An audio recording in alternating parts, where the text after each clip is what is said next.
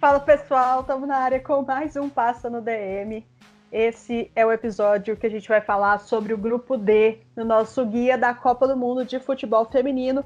Grupo D, ou que eu carinhosamente chamo do grupo de seleções que já venceram o Brasil em 2019, menos a Argentina. Luane, o que você acha desse nome? Então, olha, eu acho que ficou bom. No final de tudo, ficou bom. Ficou respeitoso. O pior é que é verdade, né, Letícia?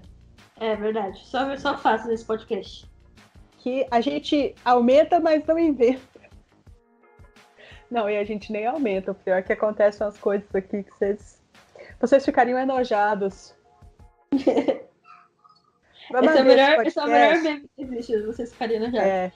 Se vocês vissem o Neymar saindo da maca do hospital a pé. Ou então, essa festa virou um enterro. Essa é boa também. Também é um meme muito bom. Vamos começar então naquela mesma estratégia do último podcast, de segurar a audiência.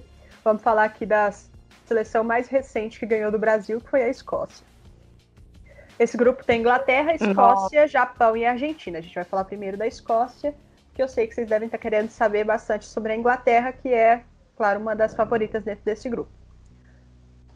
A Escócia nunca foi uma seleção forte no cenário do futebol feminino, só que apesar disso, nos últimos anos, cedeu muitas jogadoras importantes para ligas vizinhas. A equipe vai, assim como a África do Sul, debutar esse ano numa Copa do Mundo, com jogadoras pouco acostumadas com competitividade a nível de seleção. Elas não devem chegar muito longe, apesar de brigarem por uma das vagas na próxima fase.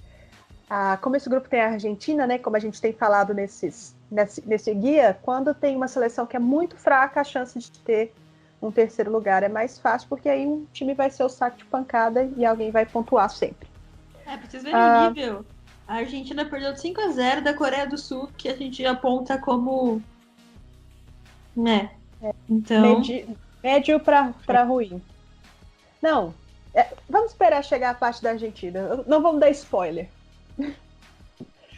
O status não deve chegar longe, mas tem uma jogadora que é craque, que é a Kim Little, que foi inclusive quem fez o gol em cima do Brasil. A Escócia é um time interessante, né? Quem pode me oferecer mais nesse... Como eu vou criticar a Escócia? Falar qualquer tipo de coisa, dizer que não é tão boa assim depois que ela ganhou do Brasil. Dá uma moral. Não tem como, entendeu? Eu acho que tem uma craque na seleção, que é uma seleção organizada, o que já é uma coisa bem importante. E aí tem uma jogadora extra classe, entendeu? Uma jogadora que realmente entrega em campo aquilo que se espera dela, né?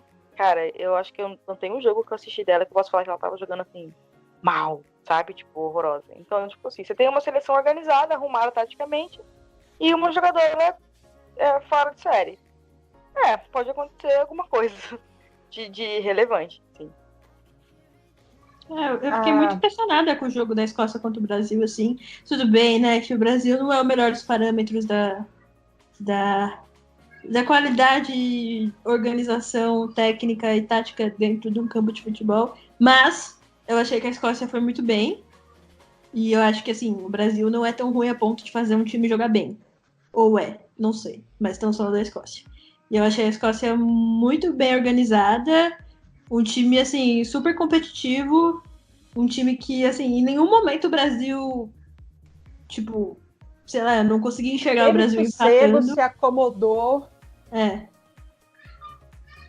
Tipo assim, teve o jogo na mão, fez o que quis. Se quisesse jogar defensivamente ali, meter 10 jogadores na área, ia conseguir fazer bem. Se quisesse sair no contra-ataque, ia fazer bem. Se quisesse pressionar o Brasil, ia pressionar bem. Então, gostei. Achei que ficou uma boa impressão.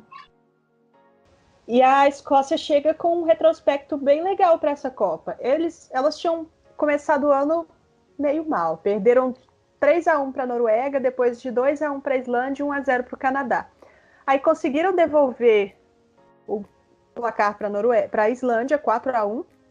venceram, e a partir daí elas não perderam mais. 4-1 em cima da Islândia, 1-0 em cima da Dinamarca.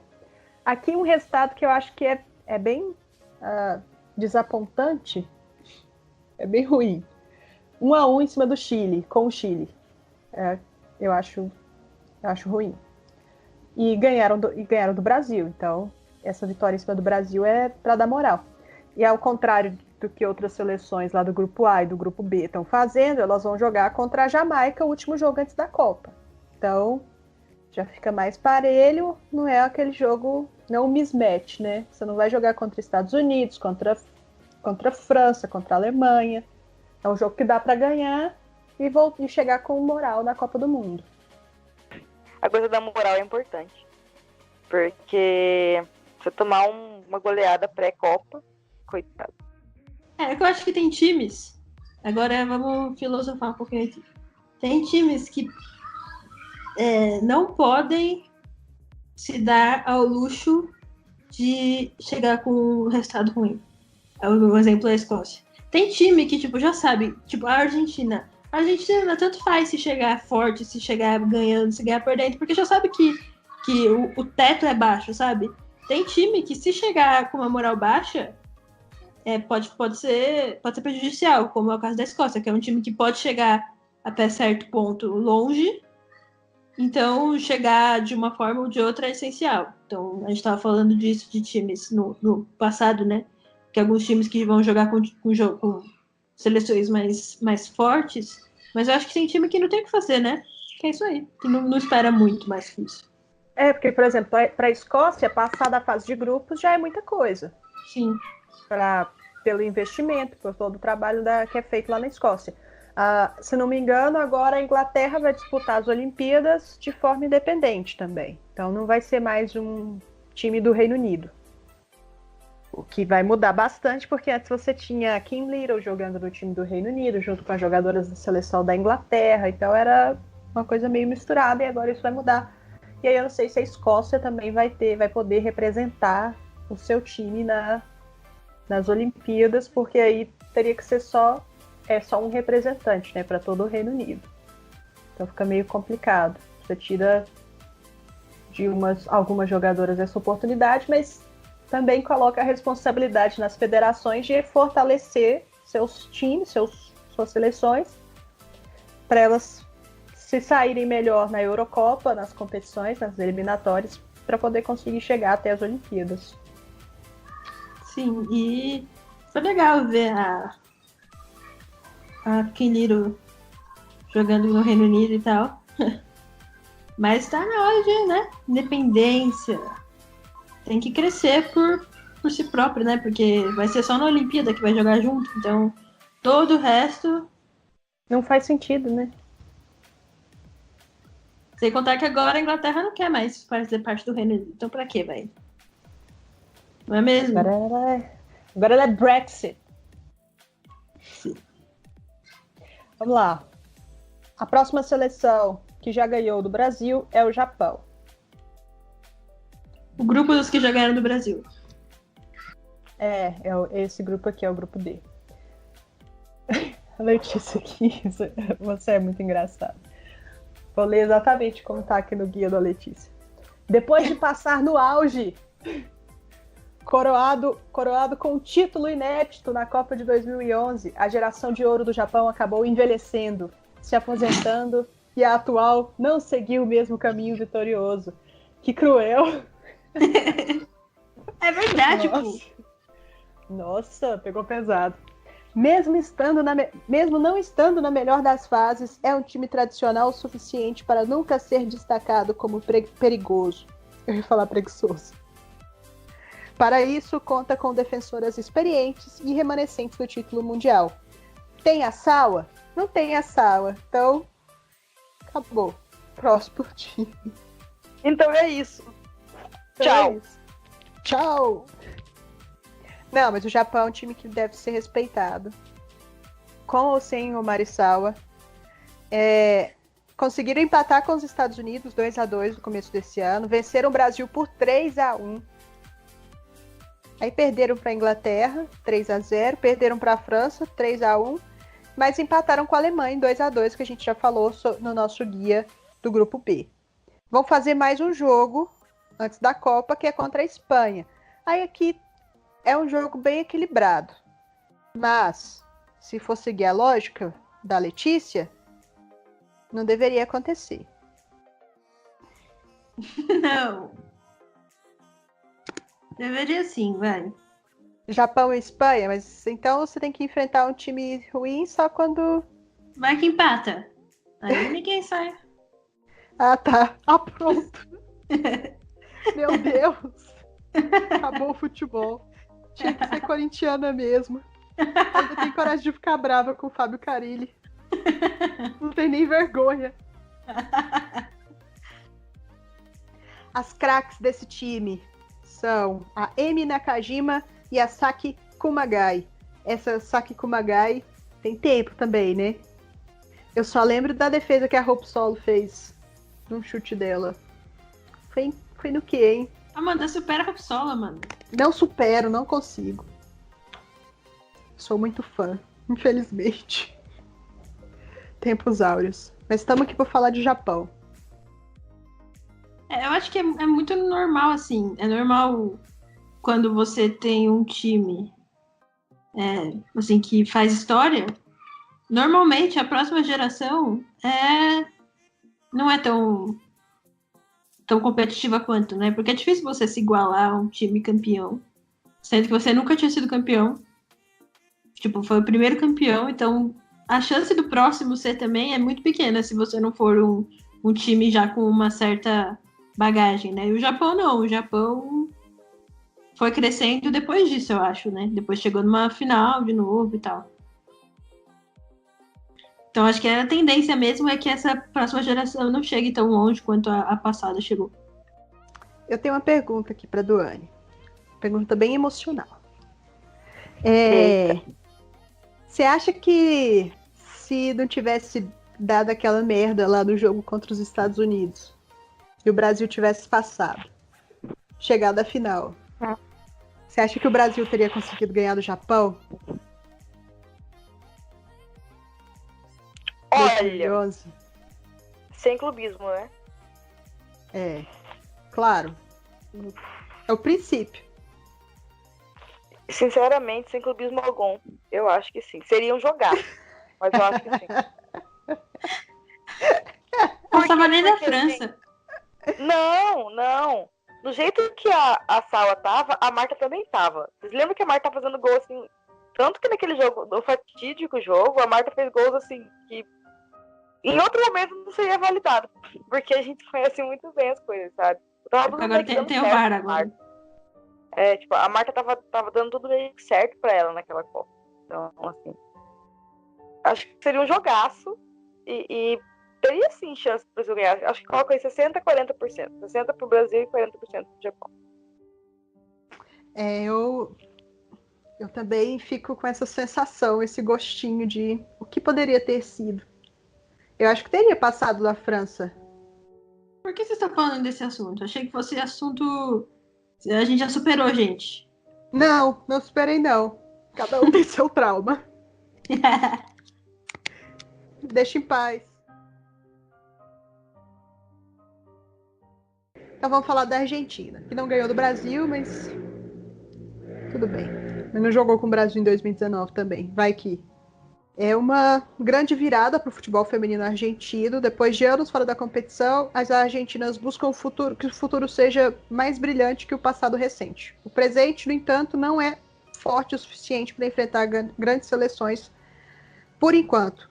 Agora, vamos aos resultados, o retrospecto da Argentina aqui. Perdeu de 5 para a Coreia do Sul. 2-0 para a Nova Zelândia. 3-0 para a Austrália. Aí a Argentina fez os jogos contra os times do universitário, lá dos Estados Unidos. Os times da primeira divisão do futebol feminino universitário. Ganhou de Utah Valley por 1-0. Empatou com BYU. Perdeu para Rebels. E ganhou do tal de Coyotes. Mas está jogando contra o time universitário, né? Não pode levar em consideração. Não tem como.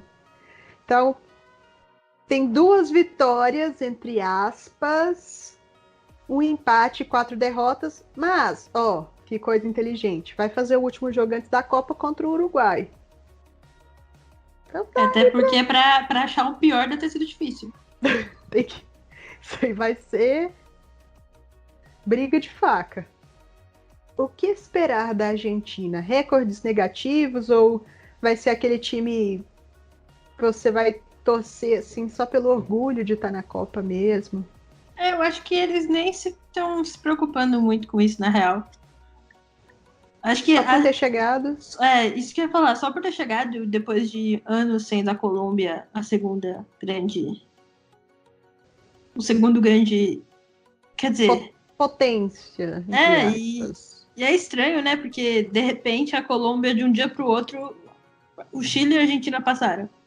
Mas enfim, eu acho que da forma que a ordem mundial, a ordem sul-americana do futebol feminino era, o fato da Argentina estar lá é uma vitóriaça já. Acho que é super bom, assim, de verdade. Sem papo de perdedor. Acho que se a gente acha que a gente passa uma situação difícil, acho que nossos irmãos passam mais.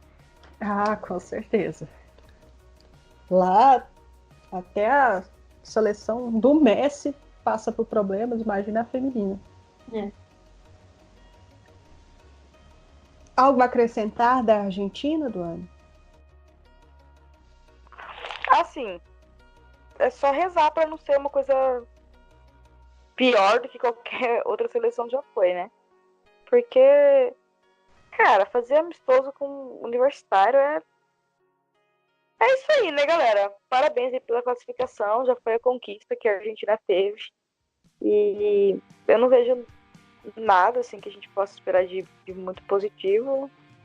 Mas também nunca se sabe, né? Vai saber. É aquele time que se fizer um gol na Copa... É isso mesmo. É aquela coisa.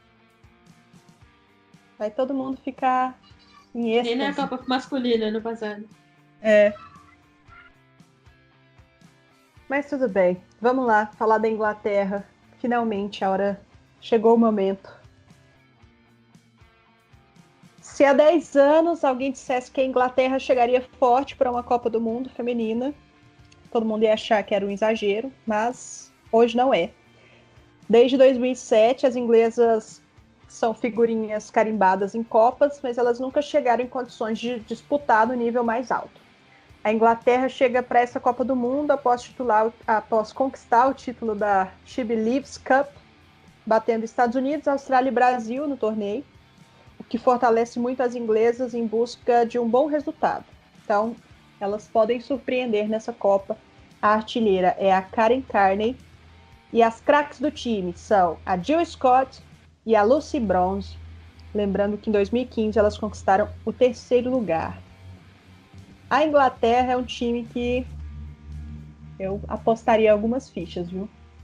Eu apostaria também. Se eu tivesse que... Assim, o time que menos... Provavelmente que tá pagando mais e que mais tem chance, eu apostaria na Inglaterra, se fosse um site de apostas. Mas olha, é a gente. Se você tá baseando sua aposta aqui da gente, depois não vai cobrar, não. A Inglaterra começou o ano 2-1 no Brasil, empatou com os Estados Unidos em 2-2 e venceu o Japão por 3-0. Aí perdeu para o Canadá por 1-0 e depois venceu a Espanha por 2-1. Faz mais 2 jogos, que são contra a Dinamarca e a Nova Zelândia.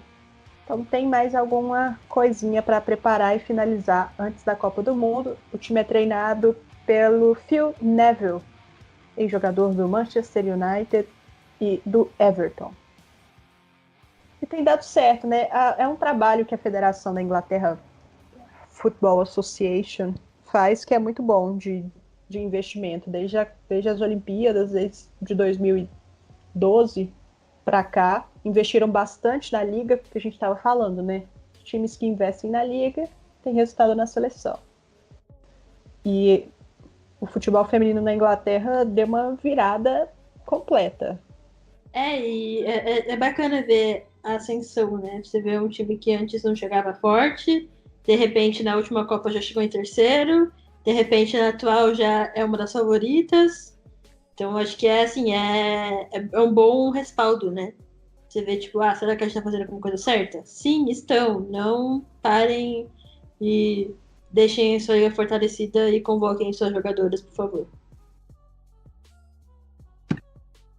Você A Inglaterra é concorda? bem legal, né? Não, eu Pode falar, concordo com a Duane. Lê. Eu acho legal, assim, porque assim, na Copa passada eu não fui pra final por pouco, né? Quem lembra, putz, um gol contra, já no estouro do relógio e tal. E eu acho que faria um Nossa, é jogo, verdade, uma foi de final bem partir mais o digna. coração. Sim, sim, foi bem triste. E eu acho que faria uma final bem mais digna do que a que o Japão protagonizou com os Estados Unidos. E aí você vê que depois da Copa, eu até pensei que pudesse rolar uma queda, sabe? De apoio, desempenho e tal na Inglaterra, mas não, né? Só ampliou o crescimento do futebol. Os times ingleses estão muito melhores do que no ciclo olímpico e de Copa passado. Tanto que conseguem chegar mais longe na WCL. Então, tipo assim, você vê que tem um trabalho envolvido. Tá rolando um trabalho muito sério.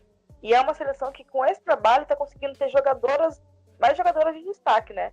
Você consegue ver as jogadoras crescendo de produção, promessas, jogadoras surgindo na base, jogadoras com potencial para serem melhores e maiores do que as gerações passadas. Então, assim, é um crescimento muito bonito de se ver da Inglaterra.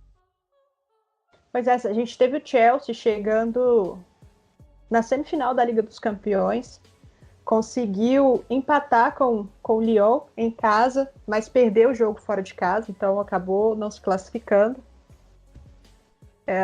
O Manchester City também fez uma campanha, não fez uma campanha muito boa, mas estava disputando a Liga dos Campeões, mas caiu para o Atlético de Madrid, da Ludmilla. Caiu lá na rodada dos 32avos. Ridículo. Isso aí de só ter eliminatória. Faz parte de grupo, pô! Alô? Champions League? Alô, da UEFA? Cadê Quem fala a é a minha Letícia? fase de grupos? Quero cobrar. Vim cobrar a fase de grupos. Vai virar tipo uma Copa do Brasil, só que só com clubes europeus. Daí tem que pôr todo mundo pra jogar. Mas já é quase todo mundo, né? Mas é ruim porque. E também tem que rever. Enfim, isso aí é outro papo, né? É outra, Já ia começar a falar. Se a gente for devagar aqui sobre a Liga dos Campeões, vai ficar aqui Ok. mais 1 hora. Mas enfim, esse time tem algumas opções que eu gostaria de destacar, que uma delas é a Rachel Daly, a namorada Lá da vai a Christine... fanfiqueira. A fanfiqueira, a namorada da Christine Mills. Não, mas é porque ela é uma jogadora que faz todas as posições no campo. Nossa, ficou muito ruim essa frase, né? Que ridículo. Ela é polivalente. Ela joga na lateral, ela joga como atacante, ela joga... Mas esse é o conceito mais bizarro do futebol feminino que ocupa os Estados Unidos por isso. Que é isso aí de lateral, atacante virar lateral, pelo amor de Deus. Mas dá opções, né? Foi só Mas uma. é meio que preguiçoso. É um trabalho meio preguiçoso. Conveniente. Você pega uma jogadora que corre, põe lá na lateral e... É muito preguiçoso, meu. E é por isso que a gente tem laterais horrorosas hoje em dia. Eu não consigo falar uma lateral boa no mundo do futebol. A Lucy Bronze. Mas aí ela virou volante do nada, tipo... Inventaram. O Phil Neville inventou a Lucy Bronze de volante. É que, assim, a jogadora que é boa e joga de lateral, eles mudam pra outra posição. A atacante que é ruim, eles colocam na lateral. Pronto. A Crystal Dunn é ruim agora. Não, mas é exceção. É exceção que confirma a regra. Peguei na contradição. É a exceção que confirma a regra. Mas tá certo. Vamos aos jogos desse grupo. Inglaterra e Escócia abrem a disputa do grupo D no dia 9. Daí tem Argentina e Japão. Depois, Japão e Escócia, Inglaterra e Argentina. E terceira rodada, Japão, Inglaterra, Escócia e Argentina. Eu vejo a Inglaterra passando em primeiro e o Japão em segundo. Acho que a Escócia belisca no terceiro lugar. Sim. Por causa da Argentina. O que você acha, Duane? Então, eu também acho nesse naipe mesmo, realmente. A Escócia é só o Brasil, né, pra fazer certas coisas. Só o Brasil pra afrontar certas situações. Mas acho que no mais vai ser. Eu sigo com você, Amanda. Segue com a relatora. Inglaterra, Sigo. Japão, Escócia e a Argentina no final. E, infelizmente, acho que vai tomar muitas cacetadas nesse grupo aqui. Mas vamos lá, força argentina, dá pra fazer um golzinho pra gente comemorar aqui, prazer, manas. Mas é isso. Grupo D, devidamente analisado.